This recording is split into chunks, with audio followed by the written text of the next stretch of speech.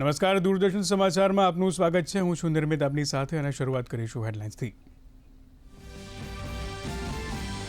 ભારતને semiconductor hub બનાવવા ગુજરાતનું મક્કમ નેતૃત્વ. કેન્દ્રીય મંત્રી અશ્વિની વૈષ્ણવની ઉપસ્થિતિમાં ગાંધીનગરમાં ગુજરાત સેમિકન્ડક્ટ કોન્ફરન્સ 2026નો પ્રારંભ. દિગ્ગજ કંપનીઓ અને સરકાર વચ્ચે થયા ઐતિહાસિક MOU. મુખ્યમંત્રી, નાયબ મુખ્યમંત્રી રહ્યા ઉપસ્થિત.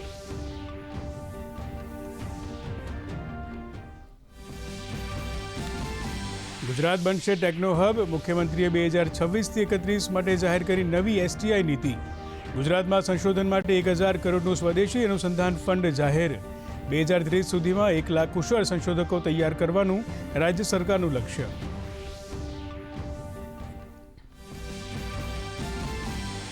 અમેરિકા ઇઝરાયેલના સંયુક્ત હુમલામાં ઈરાનના સુપ્રીમ લીડર અયતુલ્લા અલી ખમેનીનું મોત. ઈરાનના સરકારી મીડિયાએ મોતની કરી પુષ્ટિ. ખમેનીની દીકરી અને પૌત્રીનું પણ મોત. ઈરાનમાં 40 દિવસનો રાજકીય શોક અને 7 દિવસની જાહેર રજા અપાઈ.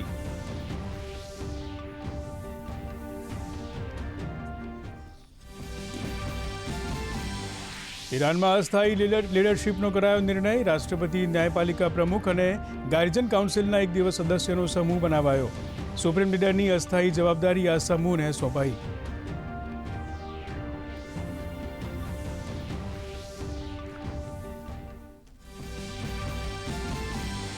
ઈરાનના રક્ષામંત્રી સહિત 7 ઉચ્ચ અધિકારીઓના મોત. ઈરાનના સૈન્ય દળ IRGCના કમાન્ડર મોહમ્મદ પાપકોરનું મોત. IRGCએ કહ્યું કે ઈરાન કરશે ઇતિહાસનો સૌથી મોટો હુમલો. વળતા જવાબમાં ઈરાનના 9 દેશો પર હુમલા.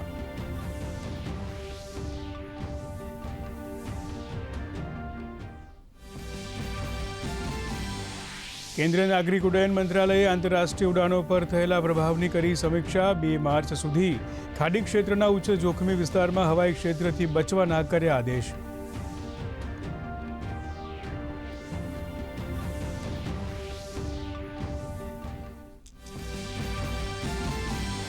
પ્રધાનમંત્રી નરેન્દ્ર મોદી આજે પુડુચેરી અને તમિલનાડુના પ્રવાસે. પુડુચેરીમાં 2700 કરોડની વિકાસ પરિયોજનાઓની કરાવશે શરૂઆત.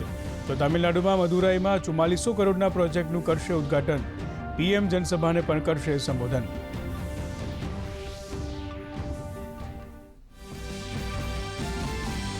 અને T20 વિશ્વકપના સુપર 8માં આજે ભારત અને વેસ્ટ ઇન્ડિઝ વચ્ચે ટક્કર. અન્ય મેચમાં ઝિમ્બાબ્વે અને દક્ષિણ આફ્રિકા વચ્ચે યોજાશે મેચ.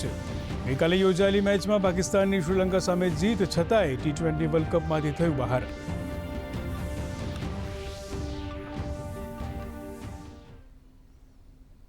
સમાચાર જોઈએ વિગતવાર.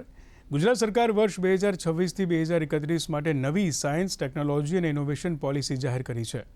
આ માટે 2000 કરોડ રૂપિયાનું ફંડ ફાળવવામાં આવશે. દર વર્ષે 100થી વધુ ઇનોવેશન પ્રોજેક્ટને આર્થિક મદદ પૂરી પાડવામાં આવશે. સંશોધનને વેગ આપવા માટે ગુજરાત રાજ્ય રિસર્ચ અને ઇનોવેશન ક્લસ્ટરની રચના કરવામાં આવશે.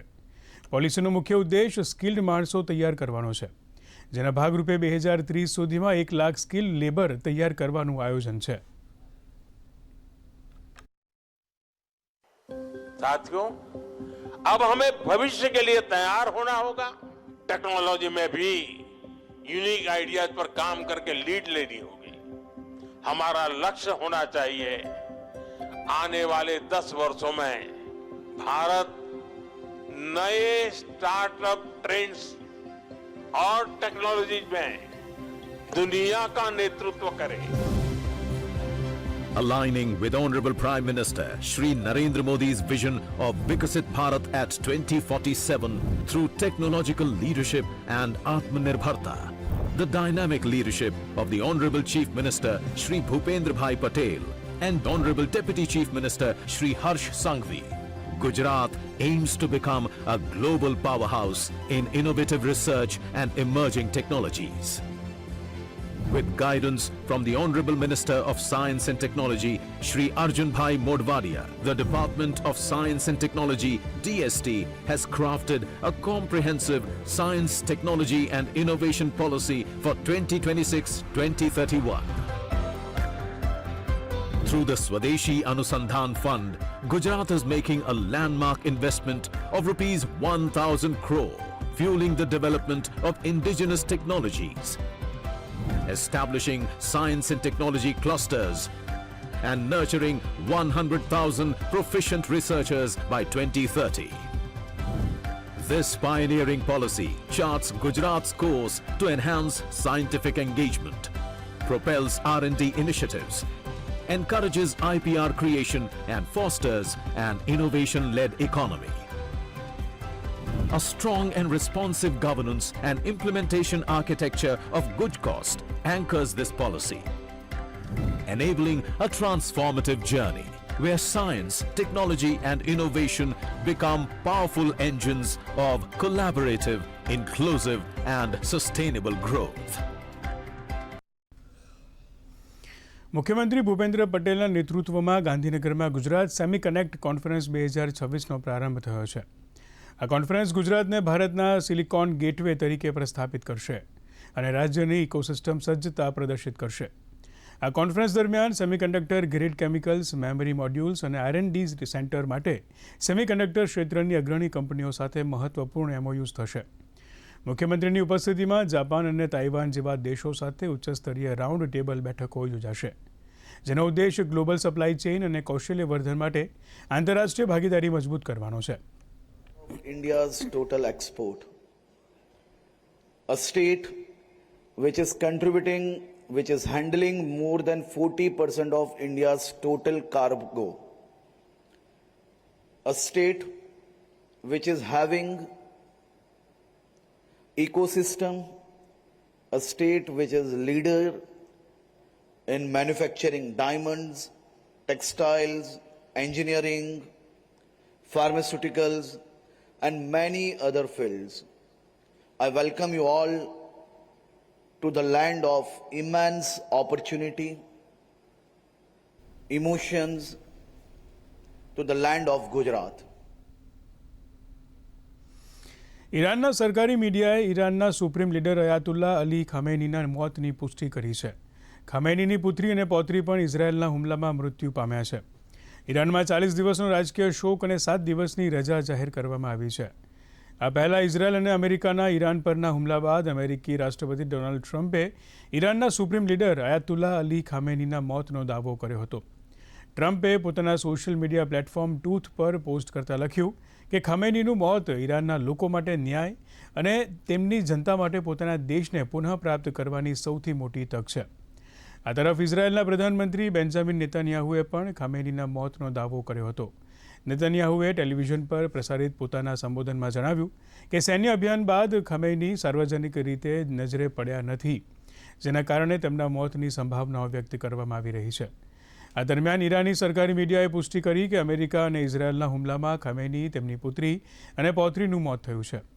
ઈરાનમાં સુપ્રીમ લીડરની જવાબદારી સંભાળવા માટે રાષ્ટ્રપતિ, ન્યાયપાલિકા પ્રમુખ અને ગાર્જિયન કાઉન્સિલના સભ્યોનો સમાવેશ કરતી અસ્થાયી લીડરશિપ સમિતિની રચના કરવામાં આવી છે. ઇઝરાયેલના સંરક્ષણ દળોએ દાવો કર્યો છે કે વાયુસેનાએ ઈરાનમાં સચોટ હવાઈ હુમલા કર્યા છે. આ હુમલાઓમાં ઈરાનના રક્ષામંત્રી સહિત 7 વરિષ્ઠ રક્ષા અધિકારીઓના મોત થયા છે.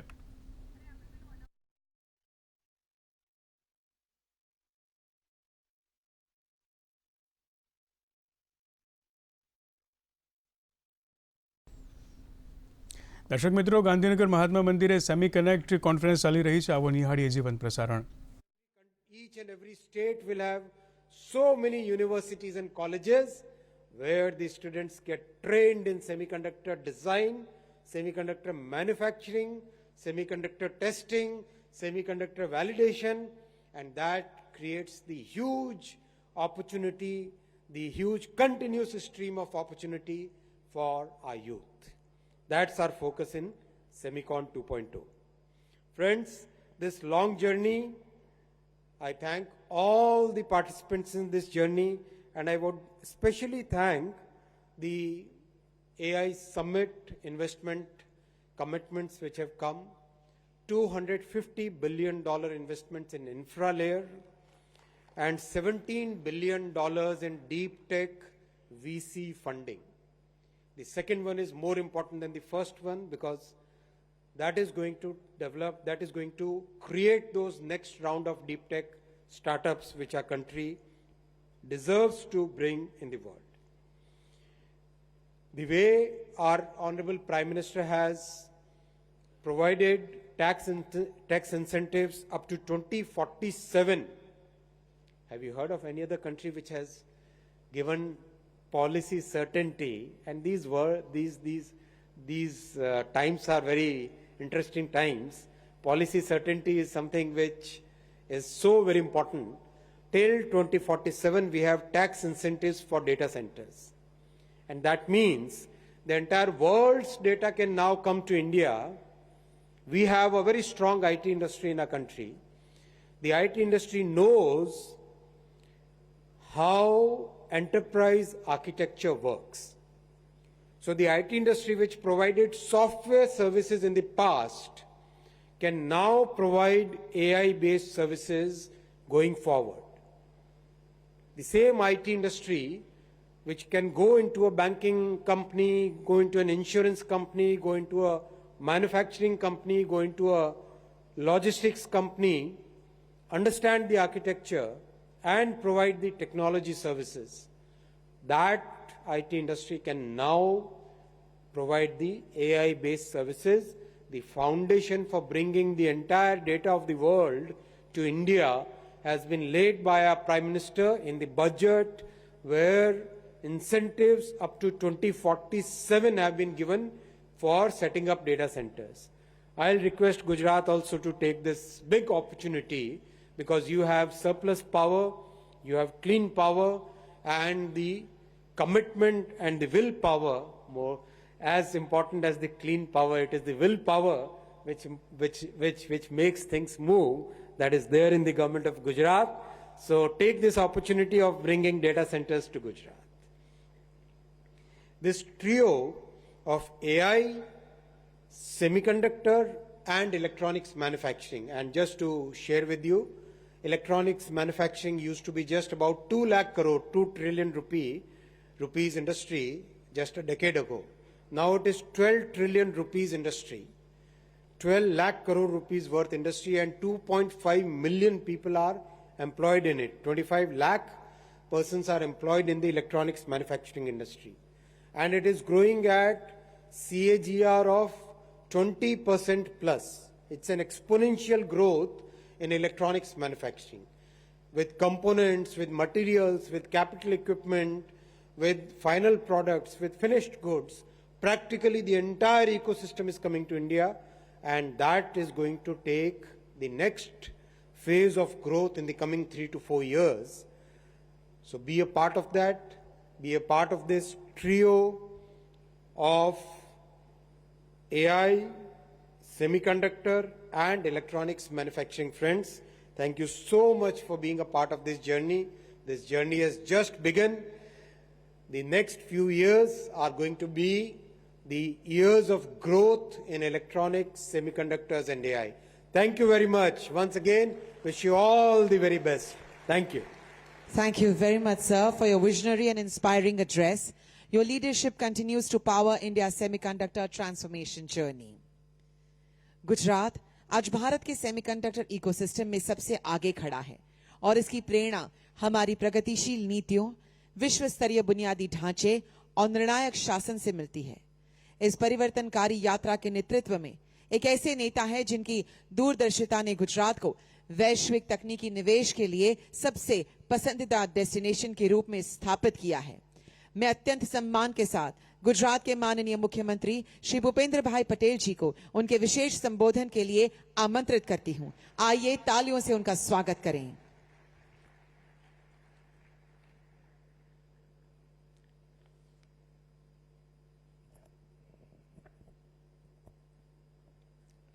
गुजरात सेमीकनेक्ट कॉन्फ्रेंस 2026 कार्यक्रम में हमारे साथ मंच पर उपस्थित केंद्रीय मंत्री श्री अश्विनी जी वैष्णव, मेरे साथी नायब मुख्यमंत्री श्री हर्ष भाई संघवी, मेरे साथी मंत्री श्री अर्जुन भाई मोडवाडिया, राज्य के मुख्य सचिव श्री मनोज कुमार दास, माइक्रोन कंपनी के chairman president and CEO Shri Sanjay Mehrotra, Tata electronics के एमडी डॉक्टर रणधीर ठाकुर,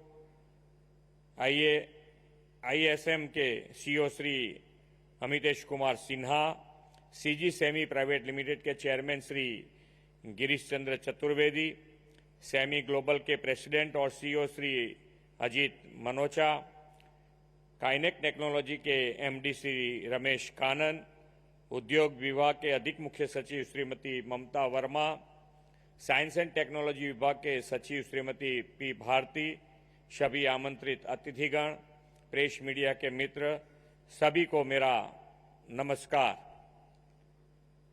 विश्व नेता और यशस्वी प्रधानमंत्री श्री नरेंद्र भाई मोदी जी की प्रेरणा से गुजरात में सेमी कनेक्ट कॉन्फ्रेंस 2026 का यह गौरवपूर्ण आयोजन है। कल ही माननीय प्रधानमंत्री जी के कर कमलों से साणंद में माइक्रोन के सेमीकंडक्टर प्लांट का शुभारंभ हुआ है।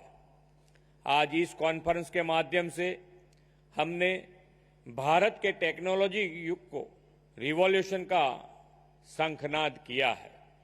ये दोनों अवसर इस बात को सिद्ध करते हैं कि श्री आदरणीय श्री मोदी साहब सेमीकंडक्टर सेक्टर में देश को एक ग्लोबल लीडर बनाने के लिए पूरी तरह से प्रतिबद्ध है।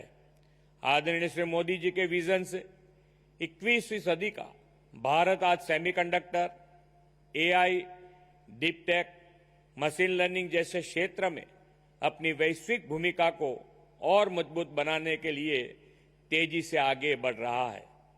प्रधानमंत्री जी के नेतृत्व में नया भारत पॉलिसी से प्रोडक्शन तक बदलाव की तीव्र गति से अपना आगे बढ़ा रहा है।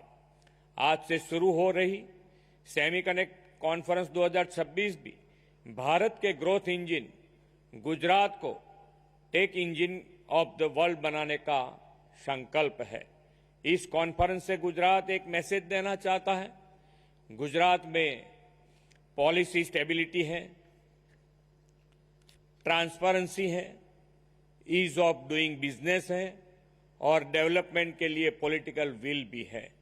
अब सेमीकंडक्टर और चिप मैन्युफैक्चरिंग में भी गुजरात फास्ट मूवर बनने जा रहा है।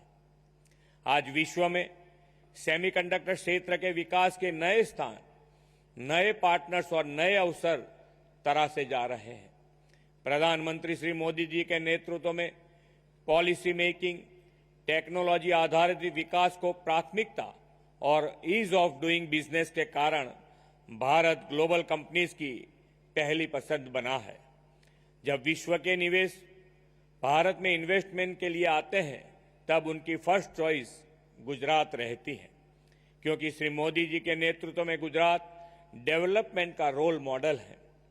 गुजरात को 2.5 दशक से भी अधिक समय से श्री मोदी जी के नेतृत्व का लाभ मिला है और हमने उनकी लीडरशिप में गुड गवर्नेंस के बेंचमार्क प्रस्थापित किए हैं। धौलेरा तथा साणंद में सेमीकंडक्टर क्षेत्र के लिए क्वालिटी इंफ्रास्ट्रक्चर के साथ प्लग एंड प्ले फैसिलिटी उपलब्ध और भविष्य की जरूरियात के अनुसार इंफ्रास्ट्रक्चर का हम निर्माण कर रहे हैं। धौलेरा साणंद में भी चिप मैन्युफैक्चरिंग और गिफ्ट सिटी में डिजाइन एवं फाइनेंस के समन्वय से गुजरात में इस क्षेत्र के लिए end to end exclusive ecosystem तैयार है। धौलेरा ખાડી દેશોમાં વધતા તણાવ વચ્ચે ભારતના વિદેશ મંત્રી ડોક્ટર એસ જયશંકરે ઈરાન અને ઇઝરાયલના વિદેશ મંત્રીઓ સાથે વાતચીત કરી હતી। વિદેશ મંત્રીએ એક્સ પર પોસ્ટ કરીને જાણકારી આપી કે તેમણે ઈરાનના વિદેશ મંત્રી સૈયદ અબ્બાસ અરાગચી સાથે વાત કરી અને પરિસ્થિતિ પર ચિંતા વ્યક્ત કરી હતી। ડોક્ટર એસ જયશંકરે ઇઝરાયલના વિદેશ મંત્રી ગિદાઓન સાર સાથે પણ વાત કરી અને મામલાનો ઉકેલ વાતચીત અને ડિપ્લોમેસીથી લાવવાની અપીલ કરી છે। યુએઈના વિવિધ હવાઈ મથકો પર ફસાયેલા ભારતીય મુસાફરો માટે રાહતના સમાચાર છે। ભારતીય એમ્બેસી અને કન્સ્યુલેટ યુએઈ સરકાર અને એરલાઇન્સના સંપર્કમાં છે। અધિકારીઓએ સંપૂર્ણ સહયોગની ખાતરી આપી છે। મુસાફરોને ધૈર્ય રાખવાની સલાહ આપવામાં આવી છે। આ તરફ પશ્ચિમ એશિયામાં ઈરાન પર થયેલા હુમલા બાદ વધતા તણાવ અને પ્રાદેશિક સુરક્ષાની ચિંતાઓ વચ્ચે ભારતે નાગરિક ઉડ્ડયન સંચાલનની સુરક્ષા માટે ઝડપી અને સક્રિય પગલાં લીધા છે। ડીજીસીએ તાત્કાલિક એડવાઇઝરી જાહેર કરી છે। ભારતીય એરલાઇન્સને 2 માર્ચ સુધી ઈરાન, ઇરાક, ઇઝરાયલ અને ખાડી ક્ષેત્રોના કેટલાક જોખમી હવાઈ વિસ્તારોમાંથી બચવા નિર્દેશ આપ્યા છે। નાગરિક ઉડ્ડયન મંત્રાલય 24 કલાક સતર્કતા જાળવી રહ્યું છે અને આંતરરાષ્ટ્રીય ફ્લાઇટ્સ પર પડનારી સંભવિત અસરોની વ્યાપક સમીક્ષા કરી છે। કેન્દ્રીય નાગરિક ઉડ્ડયન મંત્રી કિંજરાપુ રામમોહન નાયડુએ વિડીયો કોન્ફરન્સિંગના માધ્યમથી બેઠકમાં હાજરી આપી હતી। આ બેઠકમાં મંત્રાલયના વરિષ્ઠ અધિકારીઓ, airport authority of India, DGCA, airlines અને પ્રમુખ એરપોર્ટ ઓપરેટરો સામેલ થયા હતા. નાગરિક ઉડ્ડયન મંત્રાલયનો 24/7 પેસેન્જર આસિસ્ટન્ટ કંટ્રોલ રૂમ સતત દેખરેખ રાખી રહ્યો છે.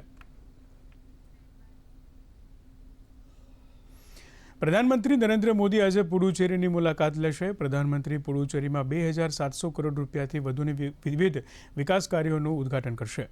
રાષ્ટ્રને આ યોજનાઓ સમર્પિત કર્યા બાદ તેઓ નવી પરિયોજનાઓનો શિલાન્યાસ કરશે. પુડુચેરીમાં ઇન્ફ્રાસ્ટ્રક્ચરને મજબૂત કરવા, નાગરિક સુવિધાઓના વિસ્તાર અને ઔદ્યોગિક પ્રગતિ, શિક્ષણ, વિશ્વસ્તરીય આરોગ્ય સેવા અને સસ્ટેનેબલ ગ્રોથને ગતિ આપનારી પરિયોજનાઓ શરૂ કરવામાં આવશે. પ્રધાનમંત્રી નરેન્દ્ર મોદી આજે તમિલનાડુના મદુરાઈમાં 4,400 કરોડ રૂપિયાથી વધુની ઇન્ફ્રાસ્ટ્રક્ચર પરિયોજનાઓનું ઉદ્ઘાટન, લોકાર્પણ અને શિલાન્યાસ કરશે. પ્રધાનમંત્રી તમિલનાડુમાં 8 પુનઃ વિકસિત રેલવે સ્ટેશનોનું ઉદ્ઘાટન કરશે અને ચેન્નઈ એગ્મોર વચ્ચેની ચોથી લાઇન રાષ્ટ્રને સમર્પિત કરશે. પ્રધાનમંત્રી NH 332A ના મરક્કમ પુડુચેરી સેક્શન અને NH 87ના પરમકુડી રામનાથનપુરમ સેક્શનને 4 લેન બનાવવાનો શિલાન્યાસ કરશે. મરક્કમ પુડુચેરી સેક્શન 4 લેન થઈ જવાથી પુડુચેરીના શહેરી વિસ્તારોમાં ટ્રાફિક જામ ઘટાડવામાં મદદ મળશે. વિકાસ કાર્યો ઉપરાંત પ્રધાનમંત્રી તિરુપરમકુંડ્રમ સ્થિત અરુલમિગુ સુબ્રમણ્યમ સ્વામી મંદિરમાં દર્શન અને પૂજા અર્ચના પણ કરશે.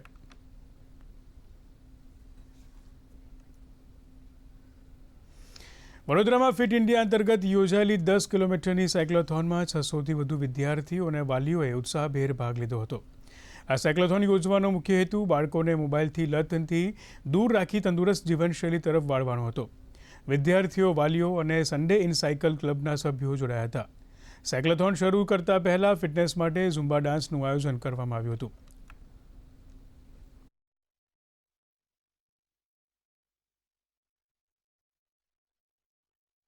आज साइक्लोथॉन है ऑर्गेनाइज्ड बाय बिलावोंगा इंटरनेशनल स्कूल. ये सीजन 1 है और हम लोग इतने खुश हैं कि 600 पार्टिसिपेंट्स इसमें पार्टिसिपेट कर रहे हैं. Age group of 6 to 80. So students भी हैं, पेरेंट्स भी हैं, सीनियर सिटीजन्स भी हैं. સાયકલિંગ તો મને નાનો તો ત્યારથી ગમે છે એટલે અને અમારી સ્કૂલ બી છે એટલે I am very grateful to participate. તો ગોધરા એસટી વિભાગ દ્વારા હોળીના તહેવારને અનુલક્ષીને શ્રમજીવી પરિવારોને પોતાના વતન પહોંચાડવાનું સુચારું આયોજન કરવામાં આવ્યું છે. રાજ્ય સહિત ગોધરા શહેરના મુખ્ય એસટી બસ મથકે ભારે ભીડ જોવા મળી રહી છે. ત્યારે ગોધરા વિભાગના 7 ડેપોમાં અંદાજે 260 જેટલી વધારાની બસો દોડાવવાનું આયોજન કરવામાં આવ્યું છે, જે 27મી ફેબ્રુઆરીથી 8મી માર્ચ સુધી કાર્યરત રહેશે. જો 50 મુસાફરોનું ગ્રુપ હશે તો તેમને ગામથી સીધા જ નિર્ધારિત સ્થળ સુધી પહોંચાડવા માટેની ખાસ વ્યવસ્થા પણ કરવામાં આવી છે. આવતા હોય છે ત્યારે તેમની મુસાફરીને લઈને ખૂબ જ મુશ્કેલી પડતી હોય છે, પરંતુ એમની મુશ્કેલીઓને ધ્યાનમાં લઈને સરકારે અત્યારે જે વિશેષ બસોની વ્યવસ્થા કરી છે, 260 જેટલી બસોની વ્યવસ્થા કરી છે, જેનાથી મુસાફરો છે એ ખૂબ જ સરળતાથી પોતાના માદરે વતનમાં આવી શકે છે. એના માટે અમે ખૂબ જ હર્ષની લાગણી અનુભવીએ છીએ. ગુજરાત સરકાર દ્વારા એક્સ્ટ્રા બસોનું સંચાલન કરવામાં આવ્યું છે, જેથી સરળતાથી પોતાના પરિવાર સાથે ઝડપથી પહોંચી શકાય અને આનંદ અને ઉલ્લાસથી આ હોળીનો તહેવાર ઉજવી શકાય. આજીવિકા માટે લોકો ગુજરાતમાં ગમે ત્યાં જતા હોય છે, પણ હોળીના તહેવાર માટે વતનમાં પરત આવતા હોય છે. આ વખતે લગભગ અમદાવાદ, રાજકોટ, વડોદરા અને સુરત 4 ડિવિઝનમાંથી એ લોકોને પંચમહાલ, ગોધરા, દાહોદ, બારિયા અને લુણાવાડા તરફ આવવા માટે એક્સ્ટ્રા બસોની વ્યવસ્થા તો કરી જ છે. તદુપરાંત ગોધરા વિભાગ દ્વારા પણ અલગ અલગ ડેપોથી વડોદરાથી ઝાલોદ છે, વડોદરાથી દાહોદ છે, અમદાવાદથી વડોદરા, અમદાવાદ દાહોદ છે, એ રીતે વધારાની ફ્રીક્વન્સી મુસાફર જનતાને મળી રહે એ માટે 260 બસોનું આયોજન કર્યું છે. યાત્રાધામ દ્વારકા જગત મંદિર આગામી 3 માર્ચના ફૂલડોલ ઉત્સવની ઉજવણી થશે. ત્યારે ફૂલડોલ ઉત્સવ પ્રસંગે બહોળી સંખ્યામાં પદયાત્રીઓ દર્શન સાથે ભવ્ય રાસોત્સવનો આનંદ મંદિર પરિસરમાં જ માણી રહ્યા છે. મંદિર પરિસરમાં લાઇવ ઓર્કેસ્ટ્રા સાથે દરરોજ રાસોત્સવમાં ભક્તિનો માહોલ જામી રહ્યો છે. તો કૌશિક ભરવાડ, અપેક્ષા પંડ્યા સહિતના કલાકારો પદયાત્રીઓને રાસમાં મગ્ન કરી રહ્યા છે. દૂર દૂરથી ચાલીને આવતા પદયાત્રી ભક્તો ભગવાનના દર્શન કરી ધન્યતા અનુભવી રહ્યા છે.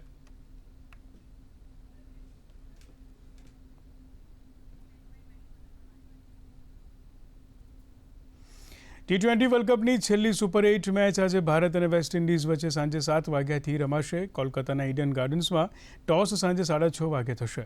કોલકાતામાં બંને ટીમો અત્યાર સુધી 4 વાર આમને સામને આવી છે અને તમામ મુકાબલા ભારતે જીત્યા છે. વર્લ્ડ કપમાં બંને ટીમો પહેલી વખત કોલકાતામાં એકબીજા સામે ટકરાશે. આ મુકાબલો ક્વાર્ટર ફાઇનલ જેવો જ છે. સુપર 8 સ્ટેજમાં એક જીત સાથે બંને પાસે 2 પોઈન્ટ્સ છે. બંને ટીમોને સાઉથ આફ્રિકા સામે હારનો સામનો કરવો પડ્યો હતો. આજે જીતનારી ટીમ સેમીફાઇનલમાં પહોંચી જશે, જ્યારે હારનારી ટીમની સફર ખતમ થઈ જશે. તો અત્યારના સમાચારમાં બસ આટલું જ. વધુ સમાચાર મિડ ડે ન્યૂઝમાં. નમસ્કાર.